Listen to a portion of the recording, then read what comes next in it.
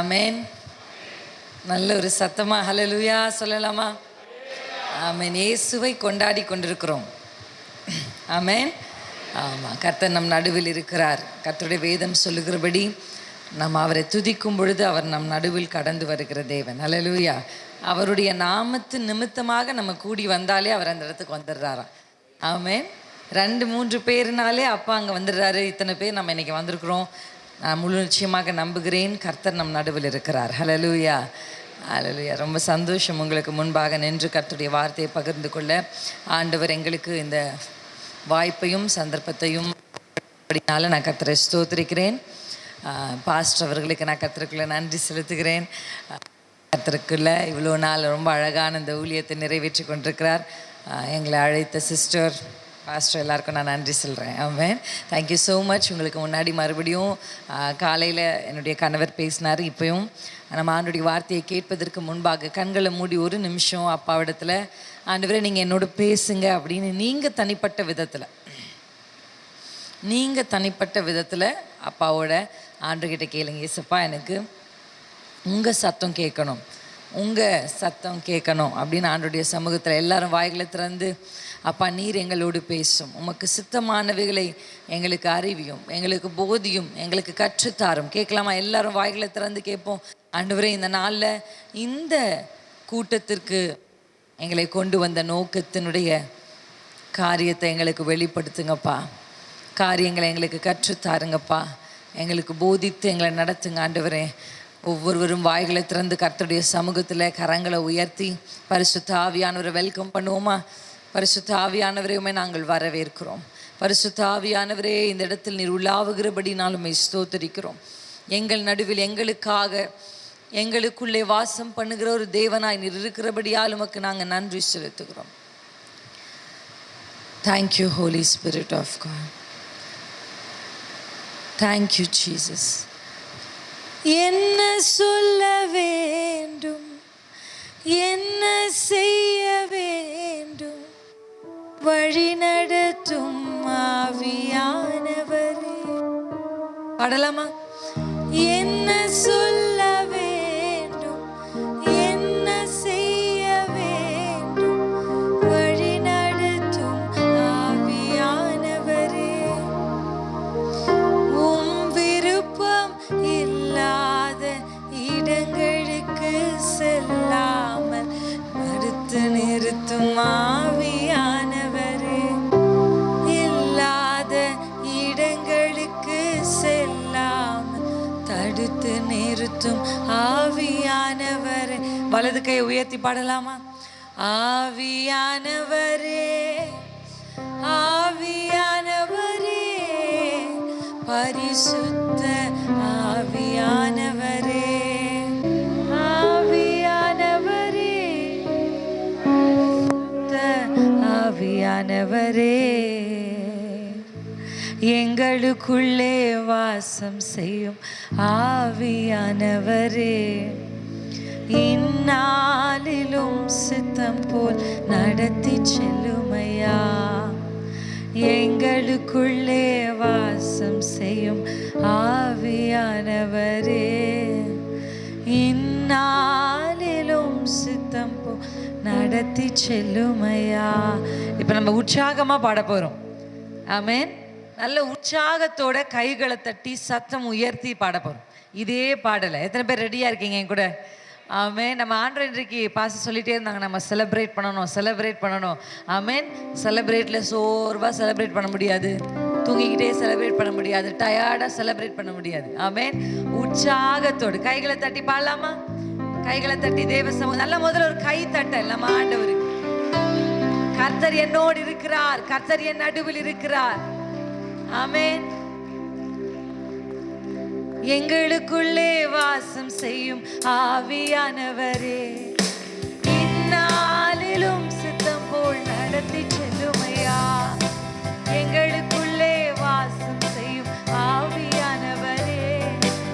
இந்நாளிலும் சித்தம் போல் நடத்தி செல்லுமையா.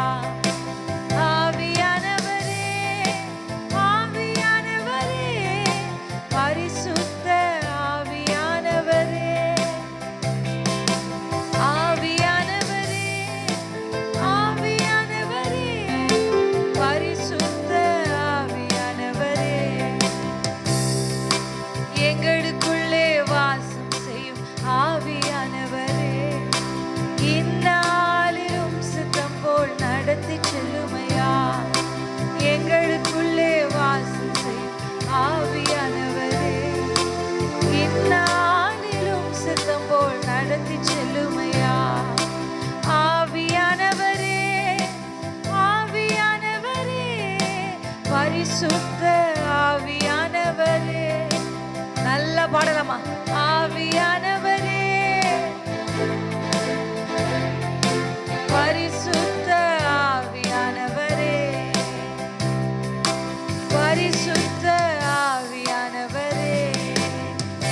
அப்பாவுக்கு நன்றி சொல்லுவோம். எங்கள் நடுவில் நீர் இருக்கிறபடியாலுமை நாங்கள் ஸ்தோத்தரிக்கிறோம். எங்களுக்குள்ளே நீர் வாசம் பண்ணுகிறபடியாலுமை நாங்கள் ஸ்தோத்தரிக்கிறோம். சர்வ வல்லமையுள்ள தேவனை நாங்கள் வரவேற்கிறோம். நீர் பேசும் நாங்கள் கேட்கிறோம். இயேசு கிறிஸ்துவின் நாமத்தில் பிதாவே, ஆமேன், ஆமேன். என்னோடு கூட சேர்ந்து ஆதியாகமம் 1ஆம் அதிகாரத்துக்கு நேராக உங்களுடைய கவனங்களை திருப்பிக் கொள்ள நான் உங்களை உற்சாகப்படுத்துகிறேன். நமக்கு இன்றைக்கு முக்கியமாக நம்ம பார்க்க போகிறது பரிசுத்த ஆவியானவரை குறித்து. பரிசுத்த ஆவியானவரை குறித்து நீங்கள் ஆல்ரெடி ரொம்ப தியானிச்சுட்ருக்கிறீங்க, நான் விசுவாசிக்கிறேன். கர்த்தருக்குள்ளே ஆல்ரெடி தேவ ஆவியானவரை குறித்து உங்களுக்கு போதிக்கப்பட்டு கொண்டு வருகிறது. கர்த்தர் எனக்கு எதை சொல்ல சொன்னாரோ, எதை நினைப்பூட்டினாரோ அதை இன்றைக்கு உங்களுக்கு நான் சொல்லி கொடுத்து கலவை போலான் இருக்கேன். அல்லேலூயா, ஆமென். இன்னைக்கு ஆண்டவர் நம்ம கூட பேசுகிறார், பேசி செயல்படவும் நம் நடுவில் வந்திருக்கிறார். அல்லேலூயா, அல்லேலூயா. நம்ம எல்லாருக்கும் தெரியும் பரிசுத்த ஆவியானவரை குறித்து நாம் யோசித்த உடனே முதல்ல ஆதியில் வேதம் நமக்கு எப்படி பரிசுத்த ஆவியானவரை அறிமுகப்படுத்துகிறது என்பதை ஆதியாகமம் 1ஆம் அதிகாரம் 2ஆம் வசனத்தில் நம்ம வாசிக்க முடியும். வாசிக்கலாமா? பூமியானது ஒழுங்கின்மையும் வெறுமையுமாய் இருந்தது, ஆழத்தின் மேல் இருள் இருந்தது, தேவ ஆவியானவர் ஜலத்தின் மேல் அசைவாடி கொண்டிருந்தார். ஹல்லேலூயா. பூமி அந்த சூழ்நிலையை முதல்ல வேதம் நமக்கு விளக்கி காண்பிக்கிறது. பூமி எப்படி இருந்ததுன்னா ஒழுங்கின்மையாக இருக்குது, வெறுமையாக இருக்குது. எப்படி இருக்குது? வெறுமையாக இருக்குது, ஒழுங்கின்மையாக இருக்குது. இந்த ஒழுக்கம் என்பது நம்முடைய ஆண்டவருக்கு ரொம்ப பிடிச்சமான விஷயம். அல்லேலூயா. சின்ன சின்ன காரியத்திலிருந்து பெரிய காரியம் வரையிலும் நம்முடைய ஆண்டவர் படைக்கும் பொழுதே ஒழுங்காக தான் படைச்சார். ஆமென், அல்லேலூயா. எத்தனை பேருக்கு இந்த வசனம் தெரியும்? இஸ்ரவேலை ஆசீர்வதிப்பதே கர்த்தருக்கு பிரியம். எத்தனை பேருக்கு தெரியும்? ஓகே, நிறைய பேருக்கு இங்கே தெரிஞ்சிருக்கு. இப்போ இந்த வசனம் யாரால் சொல்லப்பட்டது, யாருக்கு சொல்லப்பட்டது? இந்த வசனம் யாரால் யாருக்கு சொல்லப்பட்டது? பீலேயாம் என்கிற ஒரு தீர்க்கதரிசினால இஸ்ரவேல் ஜனத்துக்கு சொல்லப்பட்டது. இப்போ காசு கொடுத்து கூலி கொடுத்து இவர் மூலமாக இஸ்ரவேல் ஜனத்தை சபிக்கணும் அப்படின்றதுக்காக எதிரி நாட்டு ராஜா பீலேயாமை கொண்டு வருகிறார். மலை உச்சியில் கொண்டு போய் நிறுத்தி இப்போ இவங்களை சபிங்க அப்படின்னு சொல்லி சபிக்கிறதுக்காக பீலேயாம் மேலேருந்து கீழே பார்க்குறாரு. எப்படி பார்க்குறாரு? மேலேருந்து. இப்போல்லாம் ட்ரோன் ஷாட் வைக்கிறாங்க எல்லாத்துக்குமே. அப்படியே என்ன, நம்ம நேரடியாக இப்படி ஒரு நிலத்தை இப்படி பார்க்குறதுக்கும் அதை அப்படியே மேலே பண்ணி அந்த டாப் ஆங்கிள்லேருந்து ஒரு விஷயத்தை பார்க்கும்போது அந்த விஷயம் அழகாக இருக்குது. உண்மை தானே? அதே ஊட்டியில் நம்ம அந்த ரோட்லாம் போயிட்டுருப்போம். ஆனால் அதையே நீங்கள் அப்படியே ட்ரோன் ஷாட்டில் எடுத்து பார்த்தீங்கன்னா அது அவ்வளோ அழகாக இருக்கா அப்படின்றது நமக்கு தெரியும். அந்த மாதிரி மேலே இருந்து பார்க்குறார். கீழே பார்த்தா இஸ்ரவேல் ஜனங்களுடைய வழக்கம் என்ன அப்படின்னா, நடுவில் ஆசரிப்பு கூடாரம், சுற்றி 4 பக்கத்தில் அவங்க என்ன பண்ணுவாங்க, அதாவது அது அவங்க பெர்மனண்ட் இடம் இல்லை. நல்லா கவனிங்க, என்னை நீங்கள் கவனிச்சிங்கன்னா இன்றைக்கி ஆண்டவர் உங்களுக்கு சொல்லித்தரது ரொம்ப உங்களுக்கு புரியும். அது அவங்களுடைய நிரந்தர இடம் கிடையாது. அவங்க கொஞ்சம் போய் மேகம் இறங்கும் போது போய் தங்குவாங்க, மறுபடியும் மேகம் புறப்பட்டால் இவங்களும் புறப்படணும். அப்போ ஒரு டெம்பரவரியாக தான் தங்குறாங்க. டெம்பரவரியாக தங்குறதுனா அப்படி இப்படி தங்க வேண்டியது தானே. ஆனால் அதற்கே ஒரு ஒழுங்கை கர்த்தர் கட்டளையிட்டிருக்கிறார். டெம்பரவரியாக நீ தங்கி அடுத்த இடத்துக்கு போகணுன்னாலும் நடுவில் ஆசரிப்பு கூடாரம், முன்பக்கத்தில் எந்த கோத்திரம் இருக்கணும், வலது பக்கத்தில் இடது பக்கத்தில் பின்பக்கத்தில் எந்த கோத்திரம் இருக்கணும் அப்படின்னு எந்தெந்த கோத்திரம் எதற்கு பின்பாக இருக்கணும் அப்படின்றதையும் அழகாக வரையறை போட்டிருக்கு ஆண்டவர் கொடுத்துருக்கிறார். அதன்படி தான் அவங்க என்ன பண்ணுவாங்கன்னா பாளையம் இறங்குவாங்க. இப்படி அவங்க இறங்கி இருக்கிறதை மேலிருந்து டாப் ஆங்கிள்லேருந்து பார்த்தா அவங்க வந்து அந்த சிலுவை வடிவத்தில் இருக்கும்னு சொல்கிறாங்க. எப்படி இருக்கும்னு நமக்கு தெரியல. ஆனால் பீலேயாம் பார்க்கும்போது பீலேயாம் பார்த்து சொல்கிறாரு, சபிக்க நினைத்தவன் பார்க்கிறான், நினைத்து பார்க்கிறான். ஆனால் அங்கே பார்க்கும்போது அவர் சொல்கிற விஷயம் என்னன்னா, யாக்கோபின் கூடாரமே எவ்வளவு அழகா இருக்கே நீ அப்படின்றாங்க. அல்லேலூயா. மேலேருந்து பார்க்கும்போது அவங்க அவங்க அவங்க தாளையம் இறங்கி இருக்கிறது அவ்வளோ அழகாக இருக்கான் அந்த ஒழுங்கு. அல்லேலூயா. சும்மா வந்து ஒரு நாள் தங்குவாங்களோ, ஒரு வாரம் தங்குவாங்களோ, ஆனால் அதற்குள்ள ஒரு ஒழுங்கை கர்த்தர் கட்டளையிட்டு இருக்கிறார். அல்லேலூயா. ஆசரிப்பு கூடாரனா பிரகாரம், பரிசுத்த ஸ்தலம், இப்படி ஒழுக்கத்தையும் ஒழுங்கையும் கிரமத்தையும் விரும்புகிற தேவன் நம்முடைய தேவன். அல்லேலூயா. ஆனால் அவர் உண்டாக்கின இந்த பூமி எப்படி இருக்குன்னு வேதம் சொல்லுதுன்னா, அது ஒழுங்கு இன்மையுமாய் அது வெறுமையுமாய் இருந்தது என்று வேதம் சொல். இப்படிப்பட்ட இடத்துல தான் பரிசுத்த ஆவியானவர் உலாவுகிறார். நிறைய பேர் அபிஷேகத்தை பெற்றுக்கொள்ளுங்க பாஸ்டர் சொன்னாங்க. அபிஷேகம் இல்லைன்னா அவங்களால ஒன்றுமே பண்ண முடியாது. அது 100% உண்மை. வேதம் அதான் சொல்லுது. அல்லேலூயா. உலகத்தில் எதையாகிலும் சாதிச்சிடலாம், ஆனால் மறுமைக்குரிய ஒன்றையும் உங்களால் என்ன பண்ண முடியாதுன்னா பரிசுத்த ஆவியுடைய உதவி இல்லாமல் செய்யவே முடியாது. வாலிபர்கள்கிட்ட பரிசுத்த ஆவியானவர் பெற்றுக்கொள்ளுங்க அப்படின்னு சொன்னால் அவங்க சொல்லுவாங்க, பரிசுத்த ஆவியானவர் பெற்றுக்கொள்கிற அளவுக்கு நான் பரிசுத்தமாக இல்லைக்கா அப்படின்னுவாங்க. அது சரியான ஆட்டிடியூட் கிடையாது. பரிசுத்தமாக இருக்கிறவங்களுக்கு பரிசுத்த ஆவியானவர் இல்லை, பரிசுத்தமாக விரும்புகிறவங்களுக்கு தான் பரிசுத்த ஆவியானவர்.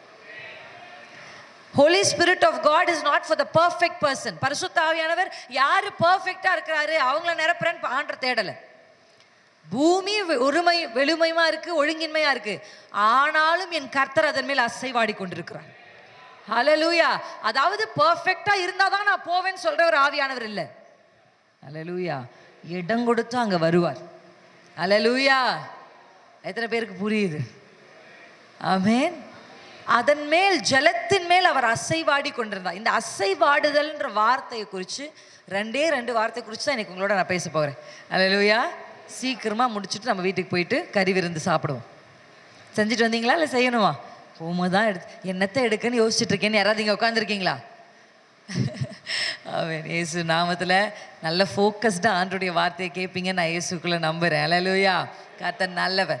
ஸோ நம்ம பார்க்க போகிற முதல் வார்த்தை என்னன்னா அசைவாடுகிற ஆவியானவர். அல்லேலூயா. அசைவாடுகிற ஆவியானவர். இதுக்கு ஆங்கிலத்தில் எப்படி சொல்லப்பட்டிருக்குன்னா ஹாவரிங் அப்படின்ற ஒரு வார்த்தை சொல்லப்பட்டிருக்கு. ஹாவரிங். இந்த அசைவாடுறதை நம்ம புரிஞ்சுக்கிறதுக்கு 2 விதமாக அதை வந்து சொல்கிறாங்க. ஹாவரிங்ன்றது எப்படின்னா, நீங்கள் பார்த்துருக்கீங்களா, ஒரு கழுகோ ஒரு பருந்தோ அது ஏதோ ஒன்று பார்த்துருச்சுன்னா அப்படியே சுற்றி சுற்றி சிறகுகளை அசைக்காமல் என்ன பண்ணோம், ரொட்டேஷன். எத்தனை பேர் அதை பார்த்துருக்கீங்க? எல்லாருமே பார்த்துருப்போம். அப்படியே அது சுற்றி சுற்றி சுற்றி சுற்றி வரும், ஹாவரிங். இன்னொரு வார்த்தை ஆங்கிலத்தில் இது கொடுக்கப்பட்டிருக்கு. என்ன அப்படின்னா ஐ எம் ஜஸ்ட் ப்ரூடிங் அப்படின்னு ஒரு வார்த்தை. இந்த ப்ரூடிங்க்கு நம்ம எப்படின்னா, கோழி ஒரு முட்டையை போட்டு அதை என்ன பண்ணுது, அடை காக்குது இல்லை, அம்மாவா இல்லையா, அது குஞ்சு அந்த அர்த்தத்திலும் இது சொல்லப்பட்டிருக்கு. அல்லேலூயா. அசைவாடுகிறது. ஸோ ஹாவரிங் ஆர் ப்ரூடிங், இந்த 2 வார்த்தையுமே அந்த இடத்துல யூஸ் பண்ணப்பட்டிருக்கு. அதாவது இது ஒன்று உருவாவதற்கு முன்பாக. அப்போ அந்த இடத்துல ஆண்டவர் அசைவாடுறாரு. நீங்கள் பாருங்க, ஒரு பருந்து அங்கே அசைவாடுது, ஒரு கழுகு அங்கே அசைவாடுதுனாலே அதுக்கு தேவையான ஏதோ ஒன்று கீழே அது பார்த்துருச்சு. அல்லேலூயா. ஏன் ஆலயத்துக்கு வரணும், ஏன் கூட்டத்துக்கு வரணும், நான் வீட்டில் உட்காந்தாலே கர்த்தர் ஆராதிச்சா ஆண்டவர் கேட்க மாட்டாரா, ஏன் அங்கேருந்து நான் போய் இது பண்ண, கண்டிப்பாக எல்லா இடத்துலையுமே ஆண்டவர் இருக்கிறார். ஏன் நான் ஆலயத்துக்கு வரணும், இந்த இடத்துல கர்த்தர் அசைவாடுகிறார். ஹல்லேலூயா. அவர் அசைவாட அவருடையதை கர்த்தர் பார்த்து எடுத்துக்குவார். எத்தனை பேர் ஆமென்னு சொல்கிறீங்க? இன்னைக்கு இந்த இடத்துல ஆல்ரெடி அந்த பிரசன்ஸ், ஊழியர்கள் ஜெபிச்சு இந்த இடத்துல பிரயாசத்தோடு கிரையத்தோடு அவங்க செலுத்துகிற அந்த ஜெபம். எப்போவுமே நான் பாஸ்டர் பற்றி ஒரு சாட்சி கேள்விப்பட்டேன். அவரை பார்க்குறதுக்கே முன்னாடி, பாஸ்டர் ரொம்ப நல்ல ஒரு ஜெபிக்கிற ஒரு மனுஷன், அவரை குறித்து சாட்சி கேள்விப்பட்டு இங்கே வர்றதுக்கு முன்னாடி. அல்லேலூயா. ஆமாம், இந்த காலத்தில் ஊழியர்கள் பெருகி இருக்கிறார்கள், ஜெபிக்கிற ஊழியர்கள் குறைந்திருக்கிறார்கள். அல்லேலூயா. ஆனால் ஜெபிக்கிற ஒரு ஊழியரை உங்களுக்கு கர்த்தர் கொடுத்துரு. அப்போ ஜெபிச்சு இந்த ஸ்தலத்தில் ஆண்டுடைய பிரசன்ஸ் அப்படியே உலாவி கொண்டிருக்கு. அல்லேலூயா. அவர் இங்கே அசைவாடி கொண்டே இருக்கிறார். அப்படி அவர் அசைவாடுதலுடைய அந்த எல்லைகளுக்குள்ளே நீங்கள் இருக்கும் பொழுது ஆண்டவர் உங்களை என்ன பண்ண ஆரம்பிப்பார், தண்ணியோடு. எத்தனை பேருக்கு புரிஞ்சிருச்சு? ஆமாம். என் பிள்ளை டியூஷனுக்கு படிக்கணும், என் பிள்ளை படித்து கலெக்டர் ஆக போகுது, அதனால ஸ்கூல் டியூஷனுக்கு விட்டுட்டு ஞாயிற்றுக்கிழமை வந்திருந்தீங்கன்னா தயவு செஞ்சு அதை விட முக்கியமானது கர்த்தருடைய பிரசன்னமே. ஹல்லேலூயா. இந்த சண்டே 2 மணி நேரம் உங்களுக்கு 10,000 எக்ஸ்ட்ரா கிடைக்கும்னா தூக்கி எறிஞ்சு எனக்கு 10,000 முக்கியம் இல்லை, தேவ பிரசனம் தான் எனக்கு முதலிடம் என்று சொல்லி உட்கார்ந்தா கர்த்தர் அசைவாடி உங்களுக்காக. ஹல்லேலூயா. எத்தனை பேருக்கு ஆமென்? என்னுடைய சாட்சியில் ஹாஸ்டலில் நாங்கள் 9 மணிலிருந்து 10-10:30 வரையும் ஜபிப்போம். தினமும் எனக்கு அதாவது வேலை முடிச்சுட்டு ஒரு பார்ட் டைமாக எக்ஸ்ட்ரா ஒரு ஆஃபர் கிடச்சிச்சு. எங்களுடைய HOD எங்களுக்கு ஒரு ஆஃபர் கொடுத்தார். இப்போ அந்த ஆஃபர் எப்படி அப்படின்னா, நான் வந்து என் வேலையை முடிச்சுட்டு ஒரு 7 மணிக்கு போய் ஒரு 9-9:30 மணி வரையும் அங்கே வேலை செய்யணும். அந்த டைமில் நான் வேலை செஞ்சேன்னா என் சம்பளத்தினுடைய 3/4 பாகத்தை நான் 2 மணி நேரத்தில் சம்பாதிச்சிடலாம். உங்களுக்கு புரியுதா? நான் வந்து 8 மணி நேரம் வேலை செய்து சம்பாதிக்கிறத 2 மணி நேரத்தில் நான் 3/4 பாகத்தை சம்பாதிச்சேன். அப்படின்னா எனக்கு 2 தொகை வருது எனக்கு. அப்போ என் குடும்பத்துக்கு நிறைய தேவைகள் இருந்தது. என் அப்பா இல்லை எங்கள் கூட, என் சாட்சி சில பேர் கேள்விப்பட்டிருப்பீங்க. பணத்தேவை ரொம்ப முக்கியம் எங்களுக்கு. ஏன்னா என் தங்கச்சி படிக்கிறான், நானும் என் அம்மாவும் தான் சம்பாதிக்கிறோம். ஒரு 1000 ரூபாய் வச்சுட்டு எல்லாத்தையும் வீட்டுக்கு அனுப்பணும், அவ்வளோ தேவை எங்கள் வீட்டில். ஆனால் அப்போ எனக்கு வந்த ஆஃபரை நான் நோன்னு சொல்லிட்டேன். என்ன சொல்லிட்டேன்? ஏன் அப்படின்னு கேட்டார் டாக்டர். ஏன், வை டு யூ டோன்ட்? நான் சொன்னேன் 9 o'clock நாங்கள் ப்ரேயரில் இருக்கணும். அது ஏதோ பெரிய காங்கிரிகேஷன், ஸ்பீக்கரு, மைக்கு போட்ட எங்கே கூட்டம் கிடையாது. மொட்டை மாடியில் நாங்கள் ஒரு 5-10 பேர் சேர்ந்து ஜெபிப்போம். இந்த 5-10 பேர் ஜெபிக்கிறோம், இதை என்னால் விட முடியாது. 9 o'clock ஸ்டார்ட் பண்ணணும், நீங்கள் 9:30 முடிச்சுட்டு நான் போகிறதுக்கு ரொம்ப லேட் ஆயிரும் அப்படின்னு சொன்னேன். ஆனால் அவருடைய கண்களில் கர்த்தர் எனக்கு கிருபை கிடைக்க செஞ்சார். Okay okay you do it அப்படின்னு அனுப்பிச்சிட்டாரு என்ன. அல்லேலூயா. நான் கர்த்தருக்கு நன்றி செலுத்துகிறேன். ஆமென். தேவ பிரசனத்திற்காக ரொம்ப அழகாக பவுல் சொல்கிறார்ல, லாபமான அனைத்தையும் நான் கிறிஸ்துவுக்குள் நஷ்டம் என்று கருதுகிறேன். அல்லேலூயா. பாலாமா? லாபமான அனைத்தையுமே நஷ்டம் என்று கருதுகிறேன். சொல்லுங்க, உண்மையா? லாபமான அனைத்தையுமே நான் நஷ்டம் என்று கருதுகிறேன். இன்னைக்கு ஒரு முடிவு எடுக்கணும். ஆண்டவரே, உங்க பிரசன்னம் நீர் அசைவாடுகிற இடத்திற்கு தான் நான் முதலிடத்தை கொடுப்பேன். ஆமென். அசைவாடுறாருனாலே அதற்குள்ளிருந்து ஏதோ ஒன்றை உருவாக்க போகிறார். அசைவாடுகிறார் என்றாலே ஜீவனை அனுப்பி கொண்டிருக்கிறான்னு அர்த்தம். ஒரு தாய் கோழி தன்னுடைய முட்டையின் மேலே உட்கார்ந்து என்ன பண்ணும்? It sense heat. அது இருந்தால் தான் அந்த முட்டை என்ன ஆகும்னா ஜீவனுள்ள ஒரு உயிரினமாக வெளியே வரும். அப்படி இல்லைன்னா அதை விட்டுட்டு அந்த முட்டை எடுத்து நீங்கள் வெளியே வச்சிங்கன்னா அது என்ன ஆயிரும்? குறிப்பிட்ட காலத்துக்கு அப்புறம் என்ன ஆகும்? அழுகி போயிடுங்க, உதவாமல் போயிடும். இன்றைக்கு பரிசுத்த ஆவியானவர் நம் மேல, நம் குடும்பத்தின் மேல, நம் சபையின் மேல அசைவாட வேண்டும் என்று விரும்புகிறார். அல்லேலூயா. அவர் அசைவாடணும்னா நம்ம செய்ய வேண்டியது என்ன தெரியுமா? ஒன்று தான், இடம் கொடுக்கணும். ஆமென். அவர் நீங்க பர்ஃபெக்டா இருக்கீங்களா, பரிசுத்தமா, அதெல்லாம் கேட்கல. இடம் கொடுக்கிறாயா? நீ இடம் கொடுக்கிறாயா? நீ தாகமா இருக்கிறாயா? ஆமென். இந்த தாகமும் ஆண்டவரே அப்படியே நீங்கள் காலையில் எழும்பி என்ன பண்ணுறீங்க? சில பேர் நான் பார்க்குறேன், கேள்விப்படுறேன், காலையில் எழுந்தோடனே நியூஸ் போட்டு உட்காந்துக்கிறாங்க ரிமோட்டை கையில் வச்சுட்டு. இவங்க தான் அடுத்த முடிவு, ஜனாதிபதி மாதிரி. இவங்க எடுக்கிற முடிவு தான் கேட்டு எல்லாரும் இந்திய தேசமே செயல்படுற மாதிரி. ஒன்றும் இல்லைங்க. காலையில் எழுந்து அப்பாவுடைய சமூகத்தில் கைகளை உயர்த்தி, அப்பா என் குடும்பத்தின் மேலே அசைவாடுங்கப்பா, எங்கள் மேலே அசைவாடுங்கப்பா, எங்களை நீங்கள் ஆட்கொள்ளுங்கப்பா அப்படின்னு அல்லவோ ஒரு குடும்ப தலைவியும் ஒரு குடும்ப தலைவனும் ஜெபிக்கணும். காலையில் கண்டதை கேட்கறதும் கண்டதை பார்க்கறதும் இல்லை. முதலிடம் என் இயேசுவுக்கு இடம் கொடுக்கணும். நீங்கள் தான் அதை இடத்த கொடுத்து அட்மாஸ்பியரை கிரியேட் பண்ணணும். எத்தனை பேர் ஆமென்னு சொல்கிறீங்க? ஆண்டவரே எங்கள் மத்தியில் வாங்க. எவ்வளோ அழகான பாடல்களை எத்தனையோ ஊழியக்காரர்களை கொண்டு கர்த்தர் நமக்கு கொடுத்துருக்கிறாரு. ஆமென். காலையில் எழுந்து கைகளை விரித்து எங்கள் மத்தியில் உலாவிடும், எங்களோடு என்றும் வாசம் செய்யும் பாடணும். எங்கள் குடும்பத்தில் உலாவிடும், எங்களோடு என்றும் வாசம் செய்யும். நான் எது கை வச்சாலும் விளங்க மாட்டேங்குது, என் பிஸ்னஸ் ஓட மாட்டேங்குது, என் வீட்டில் எப்போ பார்த்தாலும் சண்டை, எப்போ பார்த்தாலும் முறுமுறுப்பு, ஏதாவது ஒன்று டெய்லியும் நடந்துக்கிட்டே இருக்குது, வியாதி, வறுமை, இது எல்லாம் இருக்கா? நீங்கள் யோசிச்சு பாருங்க. ஆவியானவரும் இயேசுவும் இந்த உங்கள் வீட்டுக்குள்ளே வந்தா, எனக்கு ரொம்ப பிடிச்ச சண்டே கிளாஸ் பாட்டு என்ன தெரியுமா? இயேசு வந்த வீட்டிலே சந்தோஷமே, இயேசு வந்த வீட்டிலே சந்தோஷமே, இயேசு வந்த வீட்டிலே சந்தோஷமே, சண்டை இல்லையே. அல்லேலூயா. ஆமா, இயேசு ஒரு வீட்டுக்குள்ள வந்தா அந்த வீட்டின் குறைவுகள் நிறைவாகுமா ஆகாதா? அல்லேலூயா. அவர் வரணும்னா கதவை திறக்கணும், அவர் வரணும்னா அவர் வரவேற்கணும். இன்னைக்கு பரிசுத்த ஆவியானவருக்கு சரியான வரவேற்பு குடும்பங்களுக்குள்ள இல்லை. அல்லேலூயா. இடம் கொடுக்கணும்.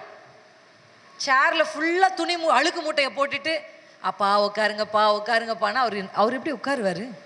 முழுவதும் அந்த சேர்ல. எல்லார் வீட்லையும் இருக்குல்ல ஒரு சேர்ல. எங்க வீட்டில் இல்லைங்க. உங்க வீட்டிலங்க அழுக்கு துணி போடுறதுக்கும் ஒரு சேர் வச்சுருப்பாங்க. பிரதானமாக நான் பரவலாக பார்க்குற ஒரு அதை போட்டுட்டு ஆண்டவரே உட்காருங்க உட்காருங்கன்னா அவர் எப்படி உட்காருவார்? அவர் எப்படி ஆளுகை செய்வார்? எடுக்க வேண்டியதை எடுத்து அப்புறப்படுத்தி இடம் கொடுத்தாதான் அவர் வந்து உட்காருவார். அல்லேலூயா. உங்க கணவர் வீட்டு கல்யாணத்துக்கு உங்க கணவர் கையில பத்திரிக்கை கொடுத்துட்டு போயிட்டா, என்ன கூப்பிடல சரியா அப்படின்னு போகாம இருக்கீங்களேம்மா? ஏன் சரியா நான் வரவே இருக்கல, என்ன உங்களை மட்டும் கூப்பிட்டாங்க, நாங்களும் உங்க வீட்டில் இல்லையா, நீங்க மட்டும் போயிட்டு வாங்க அப்படின்னு சண்டை கட்டுறோம். எது நம்ம? இந்த வசனம் சொல்லுது, மாம்சம் ஒன்றுத்துக்கும் உதவாது. நம்ம செத்தா நாளைக்கு மண்ணும் புழுவும் பூச்சும் தின்ன போற இந்த உடம்புக்குள்ள இருக்கிற நம்ம சரியா வரவே, நான் வரமாட்டேன், என்ன அவ கூப்பிடல, என்ன அவ வரவே இருக்கு அப்படின்னு நம்ம பண்றோம், கெத்து பண்றோம். ஆண்டவர் அந்த மாதிரிலாம் இல்லைனா கூட அவருக்கு கொடுக்கப்பட வேண்டிய கனத்தை அவர் கொடுக்கணுமா கொடுக்கக்கூடாதா? ஹல்லேலூயா. ஆமென். மாடு தன் முன்னணை அறியுமா?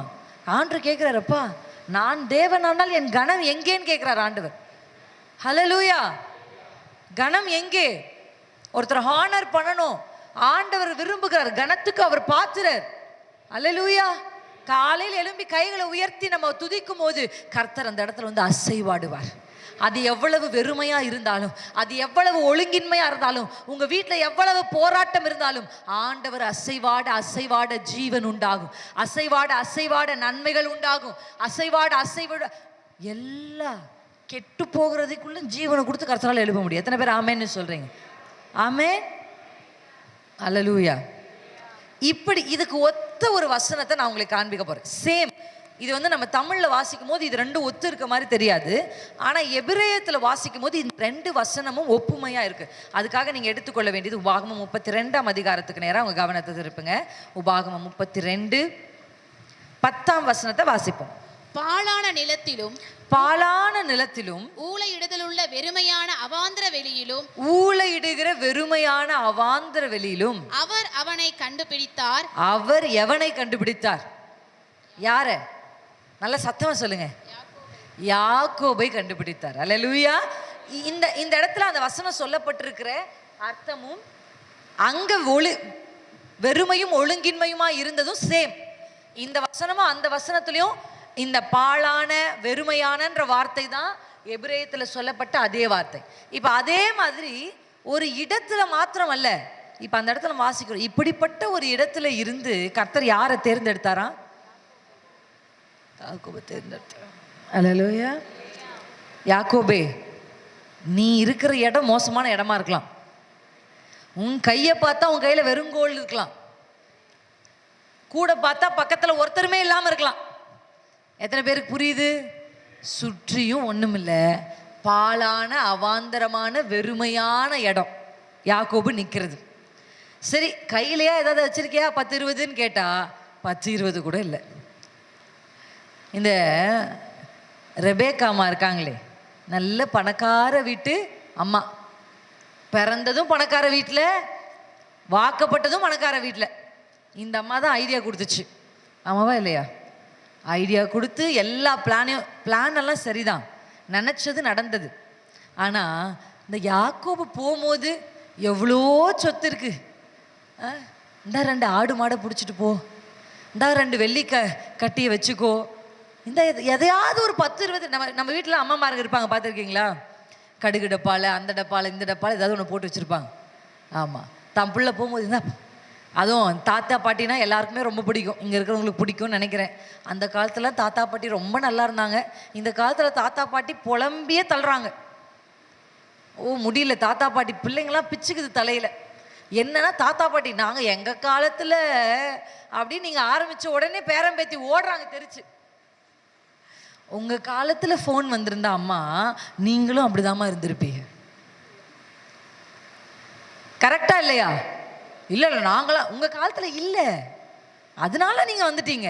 இந்த காலத்தில் இருக்கு. உங்கள் காலத்தில் ஒரு பொண்ணையோ ஒரு ஆணையோ ஏறெடுத்து பார்க்க வாய்ப்பு இல்லை. ஆமாம் தானேங்க? உண்மைதானே? இப்போ நான் என்னுடைய காலத்திலேயே நான் படித்த டைம்லேயே கூட வச்சுக்கலாம், நான் ரொம்ப வயசானவில்லை சொல்கிறேன். என்னுடைய காலத்திலே எங்கள் கிளாஸில் வந்து பாய்ஸ் அண்ட் கேர்ள்ஸ் பேசக்கூடாது. என்ன பண்ணக்கூடாது? இப்போ அப்படிலாம் இருக்காங்களா? முடியாது. இப்போ ரொம்ப லிபரலாக ரொம்ப எல்லாமே அவங்க கைக்குள்ளே அடங்குற மாதிரி எல்லாமே அவங்களுக்கு தெரியுது. ஆனால் எனக்கு என்ன ஒரு விஷயம்னா, நம்மளை விட நம்முடைய அடுத்த தலைமுறைக்கு போராட்டங்கள் அதிகம். ஆமென். நம்மளை விட அவங்களுக்கு அதிகமான எக்ஸ்போஷர் இருக்குது. நமக்கு அந்த எக்ஸ்போஷர் இல்லை. நம்ம அப்பா அம்மா அப்படியே ஒரு வட்டத்துக்குள்ளே வச்சு நம்மளை கல்யாணம் பண்ணி கொடுத்துட்டாங்க. அதனால நம்ம பரிசுத்தவான் இல்லை. எத்தனை பேருக்கு புரியுது நான் சொல்கிறது? வாய்ப்பு கிடைக்கல, அதனால தான் நம்ம செய்யலை. வாய்ப்பு கிடைச்சுதான் நம்மளும் ட்ரை பண்ணியிருப்போம். ஆனால் அவங்களுக்கு நான் நம்புகிறேன், வாலிபர்கள் இப்படி ஆயிட்டாங்க, வாலிபர்கள் இப்படி பண்ணுறாங்க, பிள்ளை இப்படி பண்ணுது, பேரப்பிள்ளை இப்படி பண்ணுதுன்னு கொக்கரிக்கிற இந்த உலகத்தில் கிறிஸ்துவுக்குள்ளே நான் நம்புகிறேன், இப்படி பாவம் பெருகி இருக்கிற காலத்தில் கர்த்தருக்காக எழும்புகிற ஒரு கூட்டத்தை கர்த்தர் ஒழித்து வைத்திருக்கிறார். அதில் எந்த சந்தேகமும் இல்லை. எல்லா வாய்ப்பும் இருந்தும் அதை உதறி தள்ளுகிற யோசேப்புகளை கர்த்தர் வச்சிருப்பார்.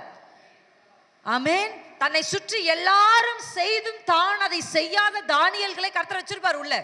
நான் இயேசுக்குள்ள நம்புறேன். அதனால இப்போ அவங்களுக்கு உங்க புராணங்கள் தேவையில்ல, உதவிகள் தான் வாலிபர்களுக்கு தேவை.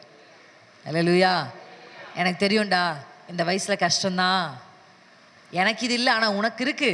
ஆனாலும் வசனம் சொல்லியிருக்கே, பாவம் பெருகிற இடத்துல கிருபை பெருகுதுன்னு. உனக்கு கர்த்தர் கிருபையை கூட்டி கொடுப்பாரு. கொஞ்சம் முயற்சி பண்ணு, கொஞ்சம் கண்ட்ரோல் ஆயிரு, கொஞ்சம் கீழ்ப்படின்னு அவங்களுக்கு உதவி செய்யுங்க. அல்லேலூயா. எத்தனை பேருக்கு புரியுது? செய்வீங்களா? பெரியவங்க தயவு செஞ்சு வாலிபர்கள் எப்போ பார்த்தாலும் கடிந்து கொள்ளாதீங்க. அப்பெல்லாம் நம்ம அப்பா அம்மா எதில் அடித்தாலும் நம்ம எங்கேயும் ஓட மாட்டோம், ஏன்னா எங்கேயும் ஓட தெரியாது. இப்போ நீங்கள் ஹூன்னா அது எழுந்து ஓடுது, ஏன்னா அது இங்கிருந்தே டெல்லியில் ரூம் புக் பண்ணி போயிடும். உண்மை. உட்கார்ந்த இடத்துல ட்ரெயின் டிக்கெட் புக் பண்ணி கிளம்பிடும். இப்போ அவங்களுக்கு அவ்வளோ எக்ஸ்போஷர் இருக்கு. அதனால பெற்றோர்கள், தாத்தா பாட்டிங்களா, உங்க கையை உயர்த்தி உங்க தலைமையில வைங்க. ஆண்டவரே, என் தலைமுறைய உமக்குள்ள நடத்த தேவையான ஞானத்தை எனக்கு தாங்க, ஞானத்தை தாங்க. ஆவியானவருக்கு ஒரு பேர் இருக்கு, ஞானத்தின் ஆவியானவர். அல்லேலூயா. ஆமென். ஞானம், விஸ்டம் ரொம்ப இம்பார்ட்டன்ட். நம்ம அப்பா நமக்கு எதை பயன்படுத்தி நம்மளை ஒழுங்குபடுத்தினாங்களோ அந்த முறையை கையாள இப்போ முடியாதுன்னு சொல்கிறேன். ஒழுங்குபடுத்தாதீங்கன்னு சொல்லலை, ஒழுங்குபடுத்துங்க. அல்லேலூயா. ஆனால் இந்த காலத்துக்கு ஏற்றபடி அப்பையும் நம்ம சட்னி அரைச்சோம், ஆனால் அம்மியில் அரைச்சோம். இப்பையும் சட்னி அரைக்கிறோம், ஆனால் மிக்சியில் அரைக்கிறோம். அதான் நான் சொல்கிறேன். அரைக்காமல் இருக்காதீங்க, அரைங்க, ஆனால் மிக்சியில் அரைக்கி. அவ்வளோதான். எங்கள் காலத்தில் நான் அம்மியை தூக்கி வச்ச உடனே அவன் ஓடிடுறான் அந்த பக்கம். அல்லேலூயா. இந்த ரெபேக்காள் நம்ம என்ன பண்ணியிருக்கணும்? போகும்போது கையில் ஏதாவது ஒன்று கொடுத்து அமைச்சிருக்கலாமா? கொடுக்கல. ஏன் அதை சில நேரத்தில் கர்த்தர் ஏன் அப்படி செய்கிறாருன்னு நமக்கு யோசிக்கலாம். ஏன் கர்த்தர் என்ன வெறுமையாக விடுறாரு? வெறுங்கையா யோசிச்சு பாருங்க. இந்த வசனத்தின்படி யாக்கோபை நினைச்சு பாருங்க. அப்படியே யாக்கோபு உங்க கண்களுக்கு முன்னாடி கொண்டு வாருங்க. யாக்கோபை சுத்தி பாத்துறா வெறுமை, அவாந்திரம், வனாந்திரம். யாக்கோபு கையில ஏதாவது இருக்கான்னு பார்த்தா யாக்கோபு கையிலையும் வெறுங்கோல். சரி, உன் கூட யாராவது நிக்கிறாங்களான்னு பார்த்தா ஒருத்தருமே இல்லை, ஒண்ணுமே இல்லை. தன்னை சுற்றி வெறுமையும் ஒழுங்கின்மையுமா இருக்கிற கர்த்தர் சொல்றாரு, நான் அவனை அங்கதான் கண்டுபிடிச்சேன்னு சொல்றாரு. எத்தனை பேர் இன்னைக்கு கையை உயர்த்தி கர்த்தர் என் வாழ்க்கையில் அனுமதித்த வனாந்திரத்துக்காக நன்றின்னு சொல்றேன், கர்த்தர் என்னை வெறுங்கையா விட்டதுக்காக நன்றின்னு எத்தனை பேர் சொல்றீங்க? ஒருத்தரும் என் கூட நிக்கல, கர்த்தருக்கு நன்றின்னு எத்தனை பேர் சொல்றீங்க? ஏன் தெரியுமா? அதெல்லாம் நம்ம நடந்தது. ஃபாதர் அப்பா அழகா பாடியிருக்காரு. என்ன பாடியிருக்கார்? நடந்ததெல்லாம் நன்மைக்கே, நன்மைக்கே நன்றி சொல்லி மகிழ்வே இன்றைக்கே. நடப்பதெல்லாம் நன்மைக்கே, நன்மைக்கே நன்றி சொல். நல்ல சத்தமா பாடலாமா? நன்றி நன்றி எல்லாம் நன்மைக்கே நன்றி. உண்மையா சொல்லுங்க, நன்றி நன்றி எல்லாம் நன்மைக்கே. அல்லேலூயா. நன்றிப்பா. என் கூட பிறந்தவங்க எனக்கு உதவ வேண்டிய சமயத்தில் எனக்கு உதவாமல் என்னை விட்டாங்கல்ல, அதுக்கு நன்றிப்பா. அல்லேலூயா. என்னை தூக்கி எடுக்க வேண்டியவங்க என் கையை உதறினாங்களே, நன்றிப்பா. எனக்கு வர வேண்டியதை எடுத்து திருடி கொண்டாங்களே, நன்றிப்பா. ஏன் யாக்கோபே, வெறும் கையும் கோலுமா அந்த வனாந்திரத்தில் நீ நிற்கும் பொழுதுதான் கர்த்தர் உன்னை தெரிந்து கொண்டார். அப்பதான் உன் மேல அவர் அசைவாடினார். அப்பதான் அவருடைய கண்கள் உன் மேல பட்ட. அடுத்த வசனத்தை வாசிப்போமா? 11ஆம் வசனம் வாசிங்களேன். கழுகு தன் கூட்டை கலைத்து தன் குஞ்சுகளின் மேல் அசைவாடி தன் செட்டைகளை விரித்து அவைகளை எடுத்து அவைகளை தன் செட்டைகளின் மேல் சுமந்து கொண்டு போகிறது போல. ஆமென். ஹல்லேலூயா. இந்த வசனத்துல இதை சொன்னதுக்கு அப்புறம் ஆண்டவர் எதுக்கு ஒப்பிடுறாருன்னா, நம்ம அங்க அசைவாடுதலை பார்த்த மாதிரி இங்க கழுகு வந்துடுச்சா? ஒப்புமையா இருக்கா இந்த 2 வசனங்களும்? கழுகை ஆண்டவர் சொல்றாரு. ஃபர்ஸ்ட் கழுகு என்ன பண்ணும்னா, அதுதான் கூட்டையே உண்டாக்கும். ஆனா இங்க வசனம் சொல்லுது அது கூட்டை கலைக்குதான். ஹல்லேலூயா. அதுதானே கூட்டை உண்டாக்குச்சு. முட்களை கொண்டு வந்து அப்படிதானே பண்ணுது. எத்தனை பேர் பார்த்துருக்கீங்க? அதை பார்த்துருக்கீங்களா? பறவை வந்து எதையாவது ஒன்று செஞ்சுக்கிட்டே இருக்கும். அழகா ஒவ்வொரு கிளையா கொண்டு வந்து ஒரு கூட்டை உண்டாக்கி, அது வெறும் கூட்டை மாத்திரம் உண்டாக்காது. அந்த குஞ்சை பொரிப்பதற்கு தேவையான நல்ல கம்ஃபர்ட்டாக மெத்துன்னு அழகா நாரெல்லாம் கொண்டு வந்து அந்த முட்களும் அந்த கட்டைகளும் குத்தாதபடி அதுதான் அழகா ஒரு வீட்டையே உண்டாக்குது. அல்லேலூயா. ஆனா இங்க வசனம் சொல்லுது அதுவே கலைக்குது. அல்லேலூயா. நட ஒரு காலம் இருந்தா பிடுங்க ஒரு காலம் இருக்கு, கட்ட ஒரு காலம் இருந்தா இடிக்க ஒரு காலம் இருக்கு. அப்படிதானே வேதம் நமக்கு கற்றுக் கொடுக்குது. அந்த கழுகே கூட்ட கட்டுமா? அந்த கழுகே கூட்ட, அந்த வசனத்தை போடுங்களேன் ப்ளீஸ், டிஸ்ப்ளே பண்ணுங்க. அந்த கழுகே என்ன பண்ணுமா? கூட்டை கலைக்குமா? அப்படிதானே வசனம் சொல்லுது. கழுகு அந்த கூட்டை கலைத்து, அதுக்கப்புறம் என்ன சொல்லப்பட்டிருக்கு? குஞ்சுகளின் மேல் அசைவாடி. அல்லேலூயா. குஞ்சுகளின் மேல் அசைவாடி செட்டையை விரித்து அவைகளை எடுத்து. அல்லேலூயா. உங்களுக்கு நான் சொல்கிறேன், இதுக்கு என்ன அர்த்தம்னா, கூட்டை கலைக்கிறது என்னன்னா டிஸ்கம்ஃபர்ட்டை உண்டாக்குறது. அல்லேலூயா. நீங்கள் சீஷர்களை பார்த்தீங்கன்னா ஆண்டவர் சொன்னார், எருசலேம்லேயே தங்கிருங்கப்பா, எருசலேம் விட்டு எங்கேயும் போகாதீங்க, காத்திருந்து ஜெபித்தாங்க. அப்போஸ்தலர் 2ஆம் அதிகாரத்தில் பரிசுத்த ஆவியானவர் வந்துட்டார். ஆமா தானே? அந்த காத்திருப்புக்கு பலனாக கர்த்தர் சொன்ன வாக்குத்தத்தம் நிறைவேறுதலாக பரிசுத்த ஆவியானவர் அவர்கள் மேல் இறங்குகிறார். அல்லேலூயா. ஆனா இறங்கின பரிசுத்த ஆவியானுடைய ஒத்தாசையோடு சபை பெருகுது. 3000 4000 ஜனங்க வந்து சேர்றாங்க. சபை பெருகுது, சமையல் நடக்குது, காலையும் மாலையும் சமைக்கிறதும் சாப்பிட்றதும் ஜெபிக்கிறதும் துதிக்கிறதும் இப்படி ரொட்டேஷன்ல போயிட்டே இருக்கு. ஆண்டவர் பார்த்தார், ஐயா சகல சிருஷ்டிக்கும் உலகம் எங்கும் போய் சுவிசேஷத்தை சொல்லி அவர்களை சீஷர் ஆக்குங்கன்னு கர்த்தர் சொன்ன மிஷனும் மறந்துருச்சு. ஜனங்களை நடத்துறதும் சாப்பிட்றதும் இதிலே கண்டினியூ பண்ணிட்டே இருக்காங்க. கர்த்தர் பார்த்தார், ரொம்ப கம்ஃபர்டபுள் ஆயிட்டாங்க நம்ம சீஷர்களும் ஜனங்களும், கொஞ்சம் அசைச்சு விடுவோம் அப்படின்னு கர்த்தர் சவுல் என்கிற ஒருவனை ஏவுறார். நீங்க பைபிள்ல பாருங்க, சத்துருவை ஏவி விடுறதே கர்த்தரா தான் இருக்கும். ஆண்டவர் சொல்றார், நானே பார்வோன் இருதயத்தை கடினமாக்குவேன். நான் யோசிச்சேன், நீரே கடினமாக்குவீர், நீரே அதற்கு ஒரு 10 வாதை அனுப்புவீர், என்ன ஆண்டவரே பண்றீர்? ஆமென். இந்த சின்ன மூளைக்கு அப்பாவுடைய இதெல்லாம் புரியாது, சில விஷயங்கள் நமக்கு புரியாது. நான் சொல்லுவேன், எதுவுமே புரியலன்னா ஒன்று செய்யணும், வாயை மூடிக்கணும். கர்த்தர் என்ன செய்யறாருன்னு புரியல சிஸ்டர் அப்படின்னா, அங்க நீங்க செய்ய வேண்டிய முதல் வேலையை ஜிப் யுவர் மவுத், ஜிப் பண்ணிட்டு, எனக்கு ஒன்றும் புரியல ஆனா உமக்கு பின்பாக நான் வரேன். அல்லேலூயா. எங்க போறேன் என்ன நீங்க எதுவுமே எனக்கு சொல்லலை, ஆனா நான் உங்க பின்னாடி வரேன். அல்லேலூயா. அவரை நம்பி போனா வெக்கமே இல்லைங்க, அவரை நம்பி போங்க தாழ்ச்சியே இல்லை. அல்லேலூயா. அவரே என்ன பண்றாரு? இப்ப சவுல் எழும்பி வரார். சவுல் வந்து சபையை துன்பப்படுத்தோடனே இப்பதான் ஆண்டருடைய வாக்குத்தத்தமே நிறைவேறுது. எங்க நிறைவேறுது? சிதறடிக்கப்படுகிறார்கள். சம்டைம்ஸ் ஆண்டவர் டிஸ்கம்ஃபர்ட் கிரியேட் பண்ணுவார். அல்லேலூயா. ஏன்னா நீங்க உங்களுக்கு ரொம்ப கம்ஃபர்ட் ஆயிட்டீங்கன்னு வச்சுக்கோங்களேன், ரொம்ப நீங்க யோசிச்சு பாருங்க, ஒரு சாய்ந்துக்கிறதுக்கு சேர், இப்ப எல்லாரும் சேர்ல உட்காந்துருக்கீங்க, நான் மட்டும் தான் நின்றுட்டு இருக்கேன், பாவமா இருக்கு. சரி, இப்போ எல்லாரும் சேரில் உட்காந்துருக்கீங்களா? இப்போ நீங்கள் சேரில் உங்களுக்கு சாஞ்சுக்கிறதுக்கு ஒரு கொடுத்துருக்காங்கல்ல, இது கொஞ்சம் சாஞ்சு இருக்கிறதுனால ஒரு அளவுக்கு உட்காந்து ஒரு 90% கேட்குறீங்க, ஒரு 10% இந்த சாய்வில் அப்படியே கொஞ்சம் தூக்கம் வருது. ஆமாம். இப்போ நீ யோசிச்சு பாரு, இன்னும் நல்லா சர்ச்சை ஃபுல்லாக அடைச்சிருவோம், ஏசியை போட்டுருவோம், உங்கள் ஒவ்வொருத்தருக்கும் ஒவ்வொரு சோஃபா போட்டுட்டு இங்கே நான் பிரசங்கிச்சா எனக்கு தெரியும் 50% பேர் இந்த சோஃபா இதமாவும் ஏசி காற்றிலும் அப்படியே 3ஆம் வானத்துக்கு போயிட்டுருப்பீங்க. ரொம்ப கம்ஃபர்ட் இருந்துச்சுன்னு வச்சுக்கோங்களேன், ரிலாக்ஸ் ஆயிரும் நம்ம. ஆமாம் தானே? அதனால ஆண்டவர் என்ன பண்ணுவார், சோஃபாவை பிடிங்கிருவார். ஃபாதர் பெக்மான்ஸ் அப்பா சாஞ்சிக்கிற சேர்லேயே உட்கார மாட்டார், ஸ்டூலில் தான் உட்காருவார். அவருக்கு ரொம்ப பிடிச்சதே ஸ்டூல். நாங்கள் ரூமுக்கு போகும்போது பார்த்தா சாய்வான சில இதெல்லாம் இருக்குது, அதிலலாம் இல்லை, ஒரு ஸ்டூல் இழுத்து போட்டு அதில் உட்கார, அப்படி நேராக உட்காரணுமா அவருக்கு, அப்படி ஒரு நேராக ஒரு க்ரிப்பாக இருக்கும். பார்த்துருக்கீங்களா? நம்ம அப்படியே உட்காந்து நல்லா எல்லோரும் கொஞ்சம் நமக்கும் ஆண்டவர் முதுகு தண்டு வளத்தை கொடுத்துருக்கிறார், அதற்கும் நேராக உட்கார ஒரு பல. ஹல்லேலூயா. அப்படி உட்காரணும். அப்படி உட்காரும் போது இப்படி கொஞ்சம் டிஸ்கம்ஃபர்ட்டாக இருக்கிறவங்களுக்கு தூக்கம் வராது. எத்தனை பேருக்கு புரியுது? கம்ஃபர்ட் ஆனால் தான் நம்ம ரிலாக்ஸ் ஆயிரும்.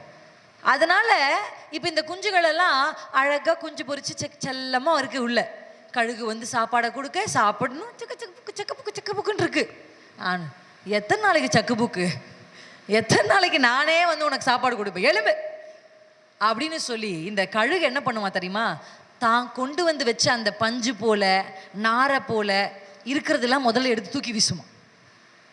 அது தூக்கி வீச வீச அதுக்குள்ளே இருக்கிற முட்கள் வந்து இந்த குஞ்சுகள் என்ன பண்ண ஆரம்பிக்கும். அப்போதான் இது நினைக்கும், ஐயோ நம்ம எழுந்து. அப்படிதான் எழுப்பி எழுப்பி அசைவாடி அசைவாடி அதுக்குள்ள ஜீவனை உண்டாக்கி அதை வெளியே கொண்டு வந்து பறக்க வைக்கிறார் ஆண்டவர். அப்போ நான் சொல்கிறேன், என் வாழ்க்கையின்படி நான் கர்த்தருக்கு திரும்பி பார்த்து கர்த்தர் என் சேரை உலுக்கி போதும் போதும் அப்படின்னு எழுப்பி விட்டதுக்காக, எல்லா டிஸ்கம்ஃபர்ட்டுக்காக நான் ஆண்டவருக்கு நன்றி செலுத்துகிறேன். நான் இப்பயும் சொல்லுவேங்க, ஒரு நல்ல அப்பா, பிரச்சனை இல்லாத ஒரு குடும்பத்தில் ஒருவேளை நான் பிறந்து வளர்ந்துருந்தேன்னா நான் ஊழியக்காரி ஆயிருப்பேனான்னு எனக்கு தெரியாது. எங்கள் அப்பா கெட்ட அப்பா இல்லை, ஆனால் அவருடைய சில குறைவுகள், குடும்பத்தில் நடந்த சில பிரச்சனைகள், இவைகளெல்லாம் தான் அந்த டிஸ்கம்ஃபர்ட் தான். மற்ற எல்லா பிள்ளைகளும் கம்ஃபர்டபுளாக வந்தால் சர்ச்சுக்கு வந்து அதுங்க பாட்டு வர்ஷிப் பண்ணி பாடிட்டு போயிடும். ஆனால் நான் முதல் ரோல உட்காந்து அழுதுட்டு இருப்பேன். இந்த டிஸ்கம்ஃபர்ட் கர்த்தருடைய கண்கள் என்னை பார்க்க வைத்தது. ஹல்லேலூயா.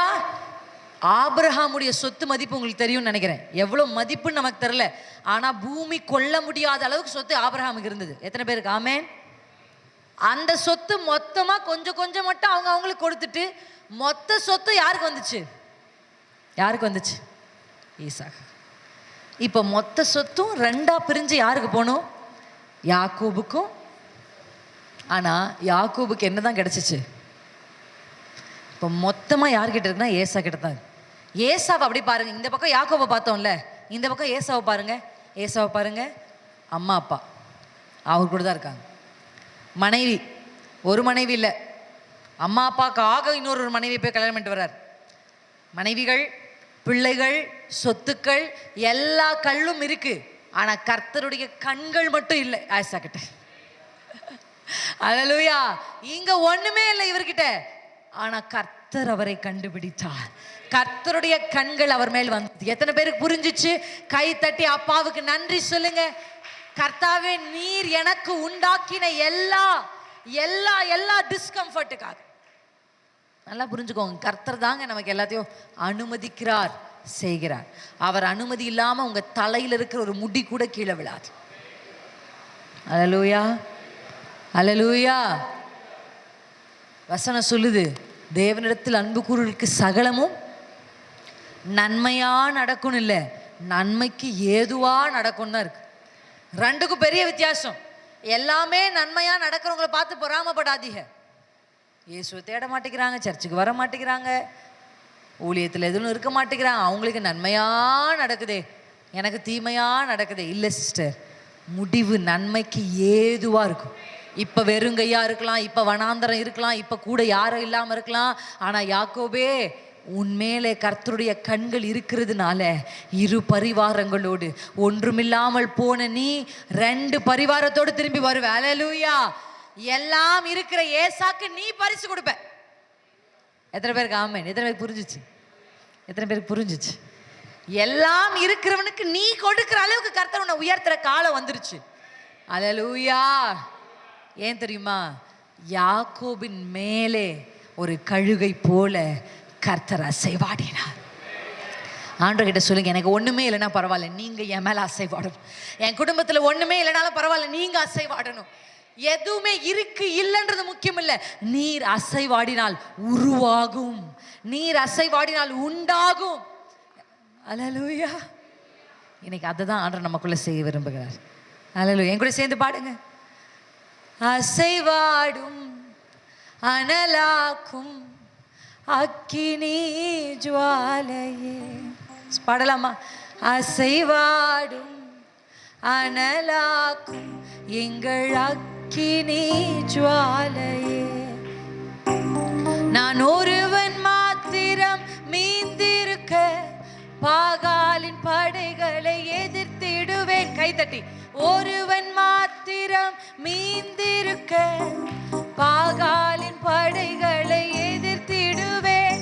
நான் ஜெபிக்க ஜெபிக்க அவர் தலையசைப்பார், ஜெபிக்க ஜெபிக்க அவர் தலையசைப்பார். நெருப்பாய் இறங்கிடுவார் என் தேவன், நெருப்பாய் இறங்கிடுவார். கையில தட்டி. நெருப்பாய் இறங்கிடுவார் என் தேவன், நெருப்பாய் இறங்கிடுவார். ஆவியே ஆவியே ஆவியே.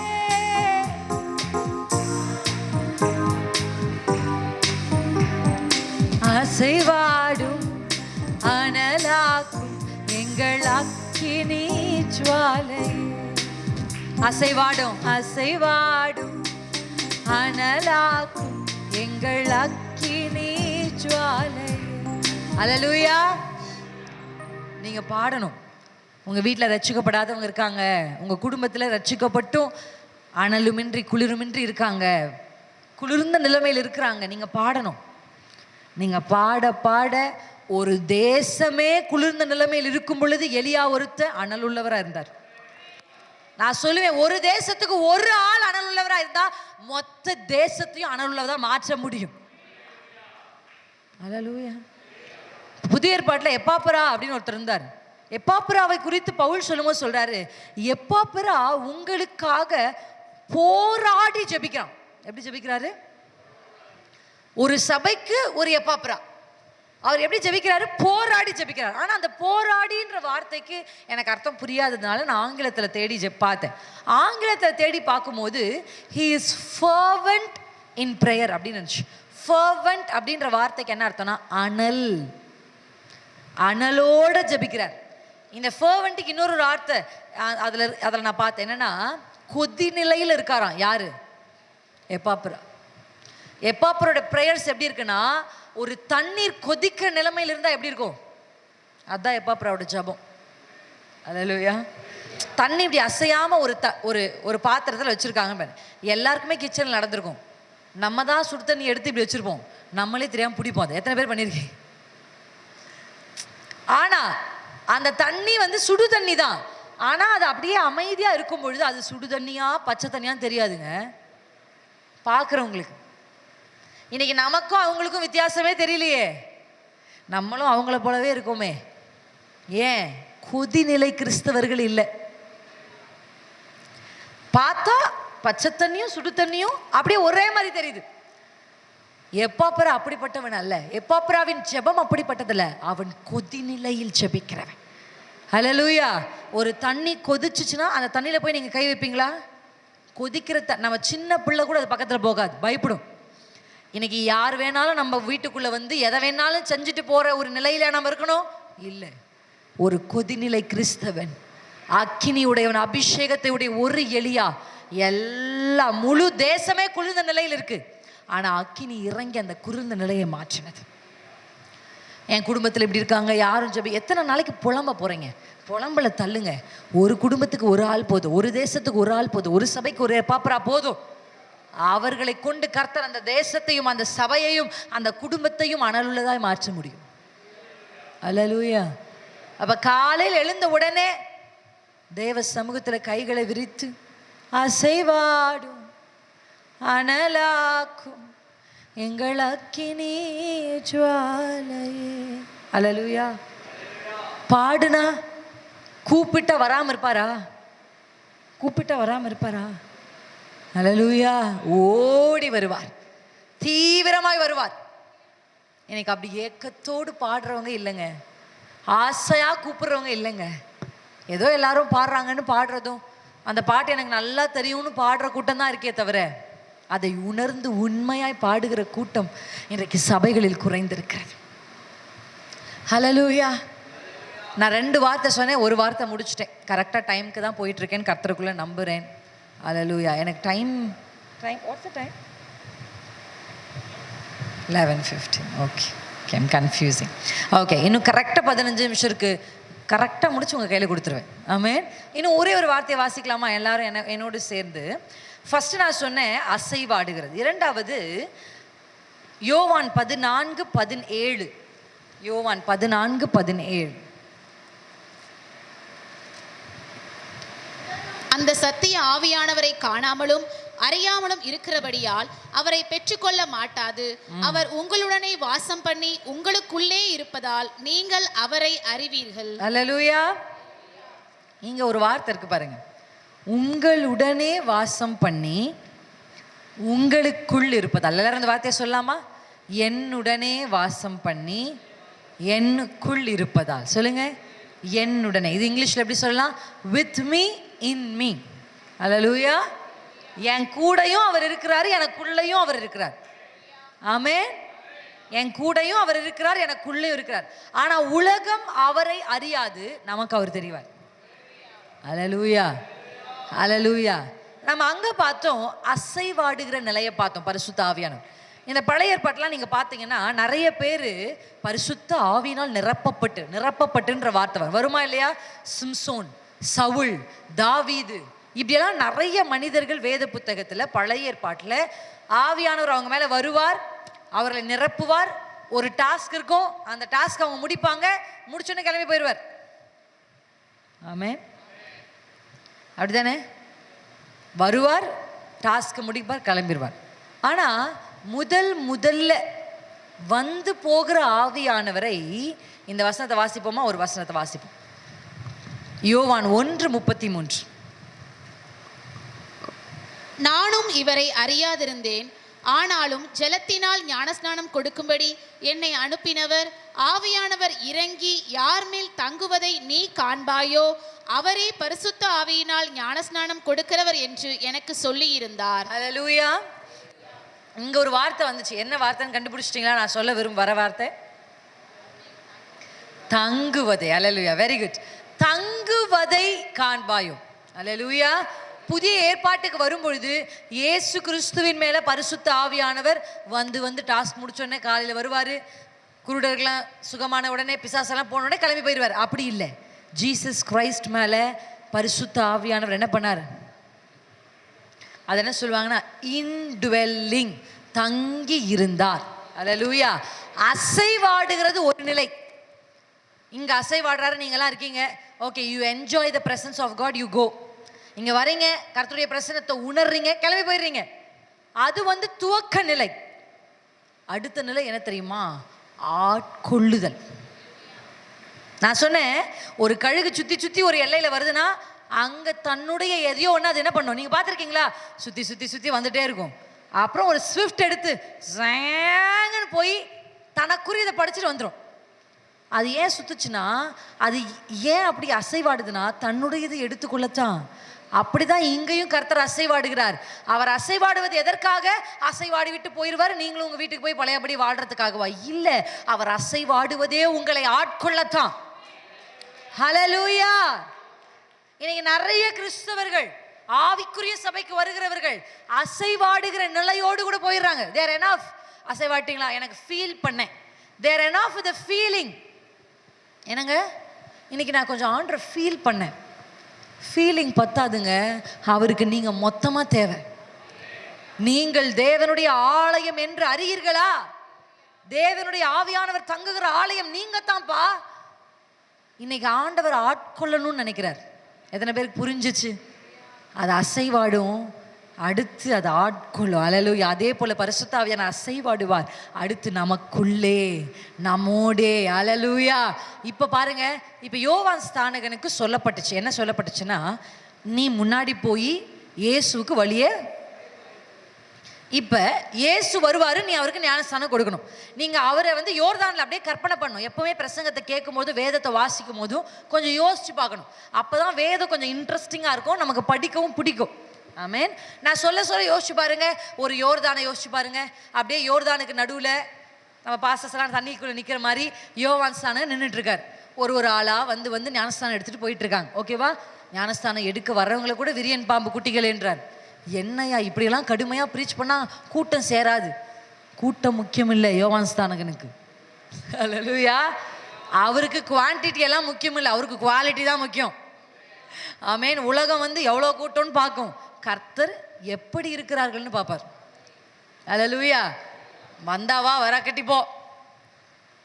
நீ வரும்பொழுது நான் இவரோட பிள்ளையாக்கும், நான் இன்னாராக்கும்லாம் சொல்லி வரக்கூடாது. தாழ்மையாவா யோவான் சொல்றார். இந்த மாதிரி யோவான் பேசிக்கிட்டு இருக்காரு. இப்ப வந்து போறாங்க. இப்ப இதுல இயேசு யாருன்னு எப்படி கண்டுபிடிக்கிறது? சரி, இப்ப நாங்க பாண்டிச்சேரிக்கு வந்திருக்கோம்னு வச்சுக்கோங்களேன்.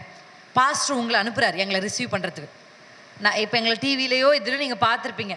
இப்போ பார்க்கல, நாங்கள் டிவிலேயே வரல, எங்கள் முகமே தெரியாது. என்ன சொல்கிறார் பாஸ்டர் உங்ககிட்டனா, போய் பாஸ்டர் லியோ ராகேஷும் சிஸ்டர் பிரின்ஸையும் கூட்டிகிட்டு வாங்க அப்படின்னு சொல்கிறார்.